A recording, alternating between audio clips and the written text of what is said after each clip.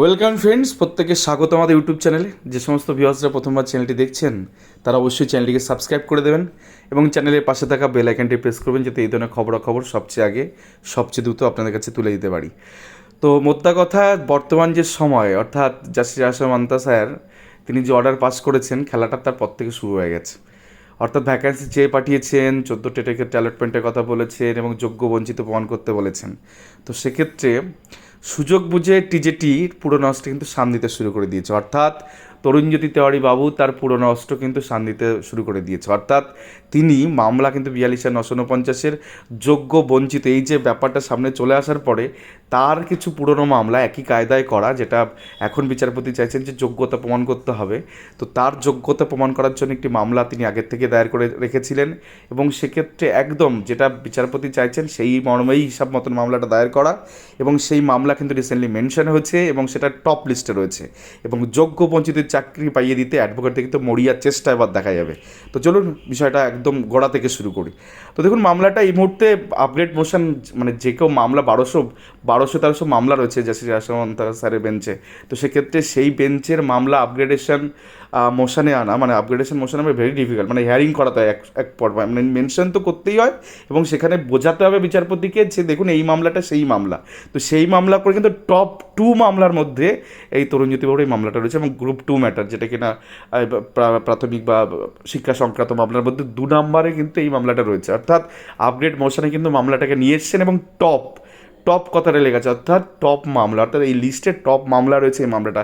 তো তার সিনপসিস কী আছে একটু দেখে নেবো, কী আছে এই যোগ্য বঞ্চিত করার মামলার ক্ষেত্রে। তো the petitioner qualified the written examination in of TET 2014, the participated in 2016 selection process recently, অর্থাৎ তিনি 14 টেট পাস করেছেন এবং 2016 সালের রিক্রুটমেন্টে তিনি বসেছিলেন বা তারা বসেছিলেন। Recently in terms of the order the honourable high court full merit list of the selected candidates were published, অর্থাৎ মেরিট লিস্ট বলতে ওই যে ব্রেকআপ যেটা তালিকা দিয়েছিল 42/949, সেই তার কথা বলছেন 28/11 2022.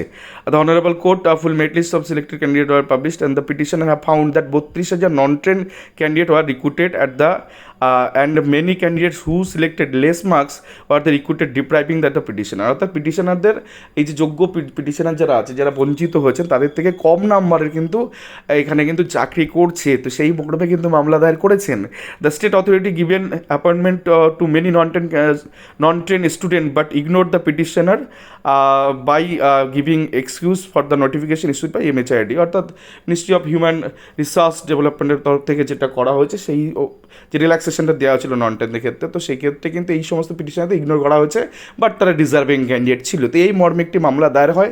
এবার আমরা মামলার ভিতরে ঢুকবো যে কী কী অ্যালিগেশন বা যোগ্যতা প্রমাণ করার ক্ষেত্রে কী কী জিনিস তুলে ধরেছেন অ্যাডভোকেট তরুণজ্যোতি তেওয়ারি মহাশয়। তো শুরুতেই আমরা 14 নম্বর পয়েন্টটা দেখে দেবো। Your petitioner state that the TET 2014 examination is the biggest scam in West Bengal since 2011, অর্থাৎ সব থেকে বড় স্ক্যাম হচ্ছে, পিটিশনার দাবি জানাচ্ছে 2011 পর থেকে সব থেকে বড় স্ক্যাম হচ্ছে এই 14 টেটের রিক্রুটমেন্ট। দেন আর কি বলা আছে দেখা যাক। The poor student were looted in the name of job, অর্থাৎ গরিব করা ছেলেমেয়েদেরকে লুট করা হয়েছে। The real qualified candidate did not get any job, whereas the recommended candidates of different MLA of the ruling party got selected, অর্থাৎ MLAদের প্রতিনিধিরা তারা চাকরি পেয়েছেন উইদাউট মেরিট, অর্থাৎ তাদের যোগ্যতা বা মেধা ছাড়াই তারা চাকরি পেয়েছেন, অ্যান্ড রিকুইজিস্ট কোয়ালিফিকেশন, এবং সেই ন্যূনতম কোয়ালিফিকেশন ছাড়াই। The selected candidates war inform about their selection through SMS or no merit list or panel of selected candidate was published by the authority for the reason best known them, অর্থাৎ SMS রাতের অন্ধকার SMS এর ভিত্তিতে নিয়োগ হয়েছে এবং কোনো panel কিন্তু প্রকাশিত হয়নি। এটা আপনি সবাই জানেন 14 টেটের ক্ষেত্রে 16 সালে কীভাবে নিয়োগ হয়েছে, রাতের অন্ধকারে SMS গেলেই আপনার চাকরি, আর সেই সাথে কোনো প্যানেল কিন্তু এখনও প্রকাশিত হয়নি এবং সেই প্যানেল প্রকাশ নিয়ে কী কেচ্ছাখানি হচ্ছে এটা আপনারা বর্তমানে ভালো করে জানেন যে প্যানেল প্রকাশের যাতে না বেরোয় প্যানেল, তার জন্য সুপ্রিম কোর্ট পর্যন্ত ছুটেছে। ভাবা যায় একটা রিক্রুটমেন্টে প্যানেল দেওয়া যাবে না, যে প্যানেলের উপর ভিত্তি করে চাকরি করছে সেই প্যানেল সামনে আসা দেবে না। বারে বাহ, চলো দেখি এরপরে কী আছে। এরপরে 14 নম্বরটা আমরা পড়ে নিলাম যে এই অ্যালিগেশন আনা হচ্ছে। এবার স্পেসিফিক যাবো, যোগ্যতা প্রমাণের জন্য আর কি বলা আছে আমরা দেখবো।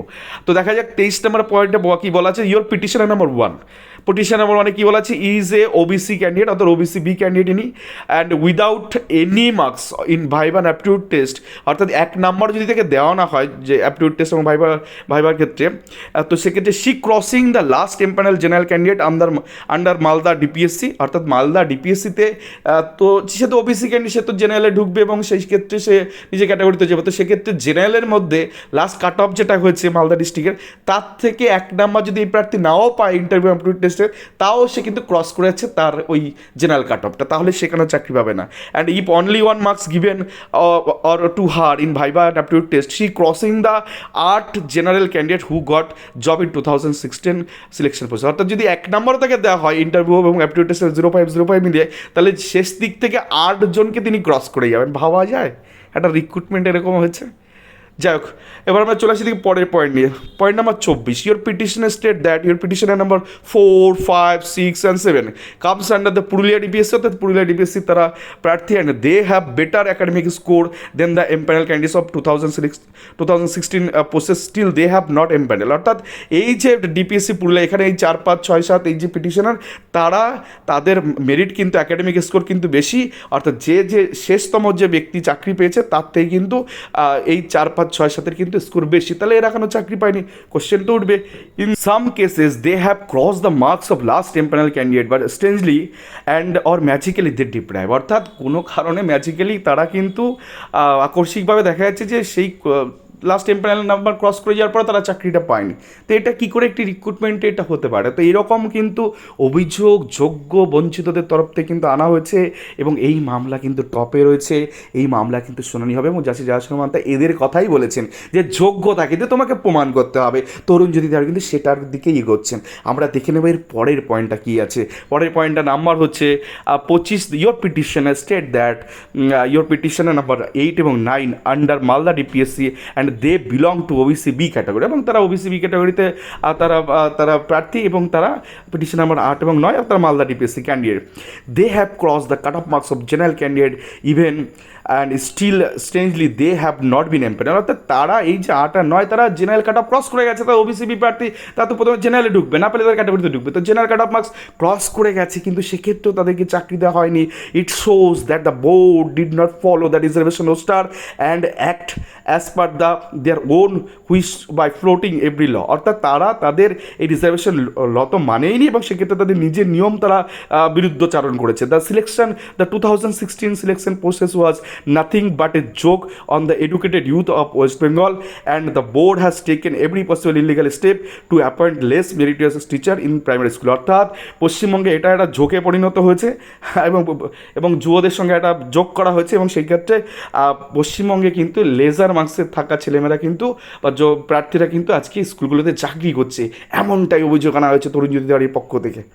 আমরা চলে আসবো পরের অভিযোগে 27 নম্বরে কী আছে। Your petition state that your পিটিশনের number 16 was the candidate of 2016 recruitment process from south 24 Parganas DPSC, অর্থাৎ এই প্রার্থী নাম্বার 16 তিনি কিন্তু সাউথ 24 পরগনা ডিপিএসসির একজন প্রার্থী। The petitioner is a member of SC community, অর্থাৎ এই পিটিশনার শিডিউল কাস্ট অর্থাৎ এসসি কমিউনিটির মধ্যে পড়ে।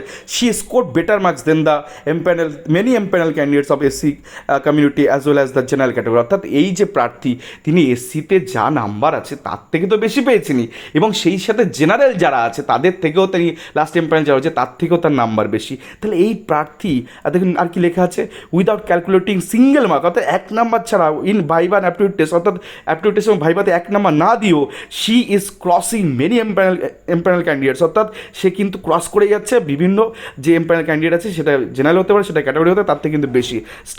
Strangely she was not empanel and less meritorious candidate were empanel by the board, অর্থাৎ তার থেকে কম নাম্বারের প্রার্থীদের কিন্তু চাকরি দিয়েছে প্রাথমিক শিক্ষা পর্ষদ। এরকমই কিন্তু অভিযোগ আমরা দেখতে পাচ্ছি। আমরা চলে আসবো তার পরের পয়েন্ট। এখানে কি বলা আছে 46 নম্বর, your petition state that from the document annexed above and from the document uploaded by the board is crystal clear that the less qualified candidates were selected and the petitioners were deprived by the board, অর্থাৎ এই less কম মেধাযুক্ত ছেলেমেয়েদের কিন্তু চাকরি দেওয়া হয়েছে, এটা crystal clear হয়ে গেছে এবং সেক্ষেত্রে কিন্তু পিটিশনাররা কিন্তু বঞ্চিত হয়েছে।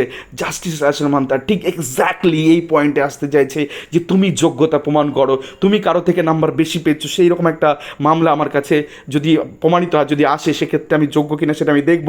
এবং এই কারণের জন্য এই সমস্ত ছেলেমেয়েদের কিন্তু নতুন ভ্যাকান্সি চেয়ে পাঠিয়েছে, যাতে করে এই সমস্ত ছেলেমেয়েদেরকে কিন্তু একটা জায়গা করে দেওয়া যায়, যারা এই 42,950-এ ডিজার্ভিং ডিপ্রাইভ যারা, অর্থাৎ যারা যোগ্য বঞ্চিত, তাদেরকে যাতে কোনো একটা জায়গা বিকল্প বা যদি করে দেওয়া যায়। কারণ 8টা বছর চলে গেছে, এই ঘটনা অহরহ ঘটেছে, এই প্যানেলে অহরহ এই জিনিস ঘটেছে, যার দৌলতে কিন্তু আজকে এরকম একটা জায়গা তৈরি হয়েছে।